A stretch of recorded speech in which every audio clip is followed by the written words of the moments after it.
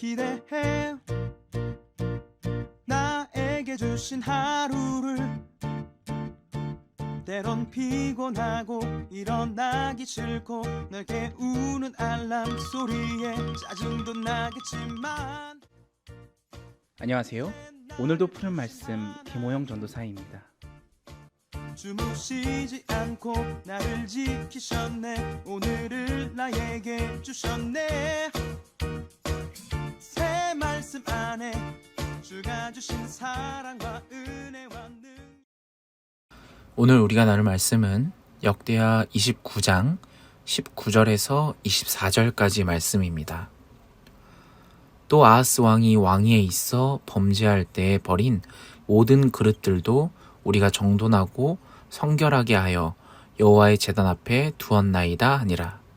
히스기야 왕이 일찍이 일어나 성읍의 귀인들을 모아 여호와의 전에 올라가서 수송아지 7마리와 순양 7마리와 어린 양 7마리와 순염소 7마리를 끌어다가 나라와 성소와 유다를 위하여 속죄 제물로 삼고 아론의 자손 제사장들을 명령하여 여호와의 제단에 드리게 하니 이에 수소를 잡음에 제사장들이 그 피를 받아 제단에 뿌리고 또 순양을 잡음에 그 피를 제단에 뿌리고 또 어린 양들을 잡음에 그 피를 제단에 뿌리고 이에 속죄 제물로 드릴 순염소들을 왕과 회중 앞에 끌어오매 그들이 그 위에 안수하고 제사장들이 잡아 그 피를 속죄 제물로 삼아 제단에 드려 온 이스라엘을 위하여 속죄하니 이는 왕이 명령하여 온 이스라엘을 위하여 번제와 속죄제를 드리게 하였음이더라.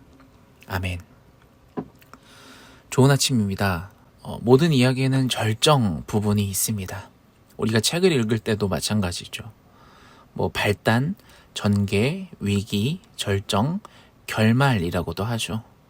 우리가 알고 있는 이 성경책도 마찬가지입니다. 위기가 있고 절정이 있고 결말 부분이 있죠.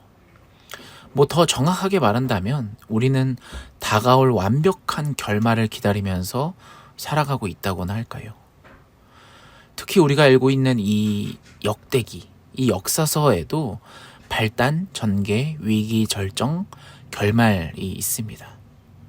오늘 우리가 묵상하는 이 역대하 29장부터는 이 역대기를 통틀어서 정점이라고 할 수 있는, 절정이라고 할 수 있는 시대가 시작이 됩니다. 바로 히스기야 왕의 시대죠. 이 히스기야 왕 시대에는 북이스라엘의 멸망과 남유다의 선왕, 이 아하스 왕의 악정으로 인해서 종교적으로 성전이 마비되고 정치적으로도 정말 최악의 상태에서 이 히스기야의 시작이 됩니다. 이 절정 앞에 위기가 있는 것처럼 말이죠. 그러나 이 히스기야 왕은 즉위즉시 절정의 상태에 이릅니다. 바로 종교개혁을 단행해서 예루살렘 성전을 회복하는 동시에 이 예배를 통해서 멸망한 북이스라엘의 남은 백성들을 껴안는 정치적 통일을 이루게 됩니다. 우리가 한번 말씀으로 한번 들어가 볼까요? 19절 말씀입니다. 또 아하스 왕이 왕위에 있어 범죄할 때에 버린 모든 그릇들도 우리가 정돈하고 성결하게 하여 여호와의 제단 앞에 두었나이다 아니라. 아멘. 이 히스기야 왕 이전의 왕인 이 아하스 왕이 우상을 섬기기 위해 버렸던 이 성전의 모든 기구들을 다시 본래 있었던 자리에 두고 다시 정결하게 하는 작업을 이 히스기야 왕이 시작을 합니다. 성결을 정결하게 하는 작업이 완료되자마자 히스기야 왕은 가장 먼저 또 일을 시작하는데요. 다음 20절에 나옵니다. 20절을 보시죠. 히스기야 왕이 일찍이 일어나 성읍의 귀인들을 모아 여호와의 전에 올라가서. 아멘. 이 성전을 정결하자마자 히스기야 왕은 무엇을 합니까? 아침에 일찍 일어나서 성읍의 귀인들을 다 불러 모아다가 여호와의 전에 올라갑니다. 여호와의 성전으로 올라가는 것이죠. 이 20절에서 일찍 일어났다라고 표현을 하는데 여러분 몇 시에 일어났는지 궁금하시지 않습니까? 죄송하지만 저도 모릅니다. 여기서 이 일찍의 표현은 단순히 시간을 의미하는 것이 아닙니다. 하나님께 일찍의 표현은 이 히스기야 왕이 완전하게 하나님께 순종하였다라는 것을 의미하고, 이 무너진 하나님의 백성의 신앙을 다시 세우길 원하는 그 마음을 의미하는 표현입니다. 여러분, 아브라함이 이 외아들 이삭을 이 번제로 하나님께 바칠 때에도 이러한 비슷한 표현이 있지 않았습니까? 그가 100세가 되었을 때 태어난 이 귀하고 귀한 아들, 이 아들을 번제로 드리라는 하나님의 명령에 아브라함은 아침에 일찍 일어났다라고 성경은 말합니다. 그 시간이 몇 시냐? 새벽 5시냐? 6시냐? 4시냐? 아마 그 시간이 정확하게 성경이 기록이 되어 있었다라면 아마 한국교회의 모든 새벽 예배 시간은 아무래도 그 시간이 되었겠죠. 여러분, 시간을 말하기 위해서 기록된 것이 아니라 아브라함의 삶과 신앙이 오직 하나님께 순종하고 있음을 보여주고 있는 것입니다. 우리가 지금 이 새벽에 온라인으로 오늘도 푸른 말씀이라는 컨텐츠로 하나님께 나아가고 있는 것도 동일합니다. 어떤 분들은 코로나 이전 때처럼 새벽에 일찍 일어나서 성경을 피며 이 설교를 들으시는 분들도 계시겠죠. 또 어떤 분들은 직장에 출근하면서 들으시거나, 또 어떤 분들은 자녀들을 다 학교에 보내시고 들으시는 분들, 다양한 시간들이 있겠죠. 여러분, 어떤 시간에 들으냐는 것이 중요한 것이 아닙니다.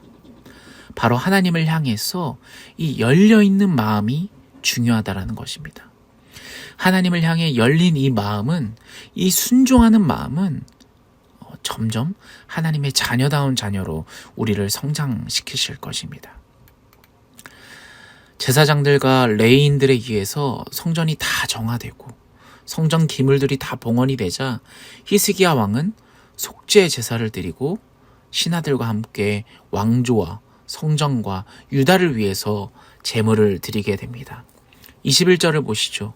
숫송아지 7마리와 순양 7마리와 어린 양 7마리와 순면소 7마리를 끌어다가 나라와 성소와 유다를 위하여 속죄 제물로 삼고 아론의 자손 제사장들을 명령하여 여호와의 제단에 드리게 하니. 아멘.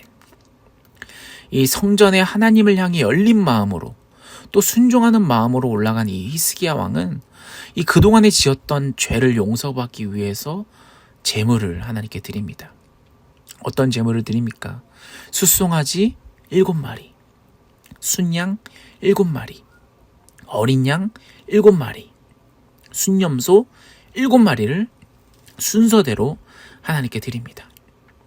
여기서 제물의 숫자가 7777이죠. 여러분 다 아시다시피 성경에서 숫자 7은 완전수를 의미합니다. 이 완전한 제물을 드림으로 온 이스라엘 백성들이 하나님을 외면해왔고 우상을 숭배하며 온갖 방법으로 지은 죄를 회개하면서 자신들을 하나님께 완전하게 온전히 드리고 있음을 보여주고 있는 것입니다. 사랑하는 여러분, 오늘날 우리도 하나님 앞에 일찍이 일어나서 이 완전하고 온전한 제물을 드리기를 소망합니다.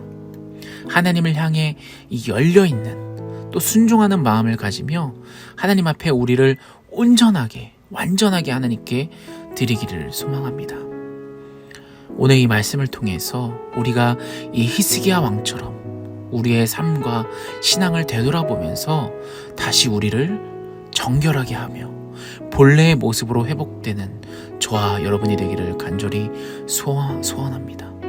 우리 가운데 무너진 모습이 있다면 그 모습을 돌아보며 다시 세우기를 소망합니다. 하나님과의 교제가 제대로 이루어지지 않았다면 다시 주님과 동행하는 인생이 되게 하여 달라고 오늘같이 기도했으면 좋겠습니다. 오늘 말씀을 놓고 우리 간절히 주여 한번 외치며 기도하며 나아가겠습니다. 같이 기도하겠습니다.